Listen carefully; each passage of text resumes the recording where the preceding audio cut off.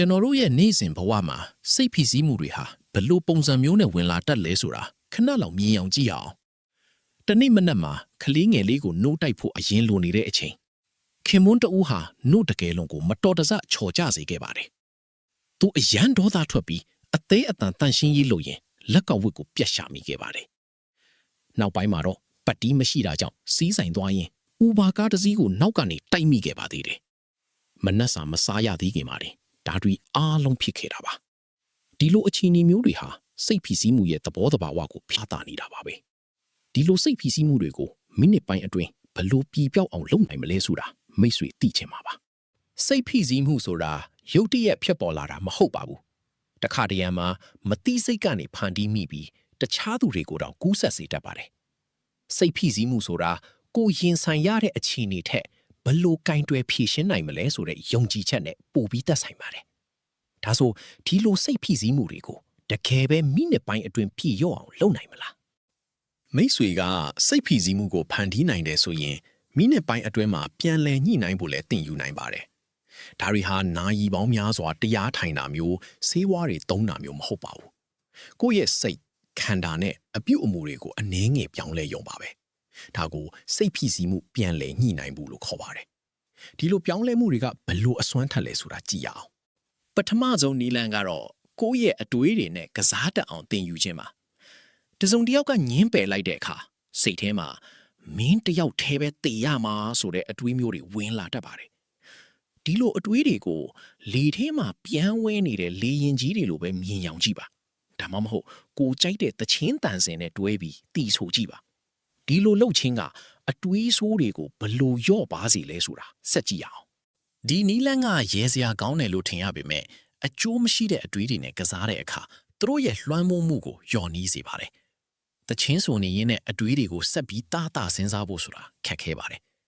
ဒီလိုနည်းနဲ့ကိုယ့်ရဲ့စိတ်အခြေအနေကိုပိုပြီးတည်ငြိမ်လာအောင်ဖန်တီးနိုင်ပါတယ်ဒါဆိုနောက်ထပ်ဘလို့နီးလန်းတွေကကျွန်တော်တို့ကိုကူညီပေးနိုင်အောင်မလဲဒုတိယနီးလန်းကတော့တဝက်ပြုံးလေးပြုံးကြည့်ခြင်းပါပဲပျော်ရွှင်ခြင်းမရှိတဲ့အခါမှာတော့ညင်သာစွာပြုံးခြင်းကစိတ်အခြေအနေကိုကောင်းမွန်စေတယ်လို့ကုထုံးပညာရှင်တွေကညွှန်ကြားပါတယ်မျက်နှာကိုကလီခြင်းမရှိပဲညင်သာစွာပြုံးခြင်းကကျွန်တော်တို့ရဲ့စိတ်ခံစားမှုကိုတိုးတက်စေပါတယ်ဒီနီးလန်းကဘလို့အလုပ်လုပ်လဲဆိုတာဆက်ပြီးလေ့လာကြည့်အောင်ဒီနီးလန်းကလက်ရှိအခြေအနေကိုလက်ခံနိုင်အောင်ကူညီပေးပြီးတခြားစိတ်ဖိစီးမှုတွေနဲ့အတူခေါင်းကိုက်ခြင်းလိုပြဿနာတွေကိုထပ်မံဖြစ်ပွားခြင်းကနေကာကွယ်ပေးပါတယ်ခန္ဓာကိုယ်ဟာတဘာဝဆေးဆိုင်တစ်ခုလိုပါပဲဒီနီးလန်းကိုကောင်းကောင်းအသုံးချတတ်ရင်စိတ်ဖိစီးမှုကိုလျှော့ချနိုင်ပါတယ်နောက်ဆုံးတတိယနီးလန်းကတော့ပိုပြီးစိတ်ဝင်စားစရာကောင်းပါတယ်တတိယနီးလန်းကတော့မိတ်ဆွေခံစားနေရတဲ့အတိုင်းစန့်ကျင်ဘက်ပြုမှုခြင်းပါစိုးရိမ်ပူပန်တဲ့အခါရှောင်ပြေးခြင်းစိတ်ပေါ်လာတတ်ပြီးစိတ်တက်ကြတဲ့အခါအငြိမ်နေတတ်ပါတယ်ဒေါသထွက်တဲ့အခါအော်ဟစ်ခြင်းစိတ်ဖြစ်ပေါ်တတ်ပါတယ်ဒီလိုခံစားချက်တွေအတိုင်းလိုက်ပါပြုမှုရင်အဆိုးမြင်စိတ်တွေပုံမှုပြင်းထန်လာပြီးအပြည့်ရှိတယ်လို့ခံစားရစေပါတယ်ဒီတော့ဘာတွေလုပ်တင်လဲကိုယ့်ရဲ့စိတ်ခံစားမှုကိုပြောင်းလဲခြင်းနဲ့ဆိုရင်စိတ်ခံစားမှုကနေဖြစ်ပေါ်လာတဲ့စန္ဒကိုသတိထားပါပြီးတော့အဲ့ဒီစန္ဒအတိုင်းလှုပ်ဆောင်ခြင်းကအဆုံးစွန်မှာအထောက်အကူဖြစ်မလားလို့ကိုမေးကြည့်ပါမဖြစ်ဘူးဆိုရင်စန့်ကျင်ဘက်ကိုလှုပ်ဆောင်ပါဒီလိုစန့်ကျင်ဘက်လှုပ်ဆောင်ခြင်းကအပေါ်ယံတက်မဟုတ်ပါဘူးကိုမြင်တဲ့ပုံစံကိုပါပြောင်းလဲပေးနိုင်ပါတယ်ဒါအပြင်စိတ်ဖိစီးမှုတွေကိုကင်တွယ်ဖို့အထောက်အကူဖြစ်မဲ့အခြားလျှို့ဝှက်ချက်တစ်ခုလည်းရှိပါသေးတယ်စိတ်ဖိစီးမှုတွေများပြားလာတဲ့အခါစိတ်ကြည်လင်စေမဲ့ပစ္စည်းလေးတွေစုဆောင်ထားတဲ့ဖြိုးလင့်ချက်လက်နက်ပစ္စည်း Hope Kit ကိုအနီးအနားမှာထားပါဒါတွေဟာဓာတ်ကုန်လေးကိုအားရင်ဖြစ်စေမဲ့တီးချင်းစာရင်တွေမှတ်စုလေးတွေဖြစ်နိုင်ပါလေစိတ်ဖိစီးမှုဆိုတာဖြစ်ပျက်လာတာမဟုတ်ပါဘူးအဲ့ဒီနောက်မှာကိုဘာဆက်လုံးမလဲဆိုတာကအတိအကျကြပါတယ်စိတ်ဖိစီးမှုကိုထိရောက်ရောက်ထိန်းချုပ်ဖို့အတွက် stop ဆိုတဲ့နည်းလမ်းကိုလည်းအသုံးပြုနိုင်ပါတယ်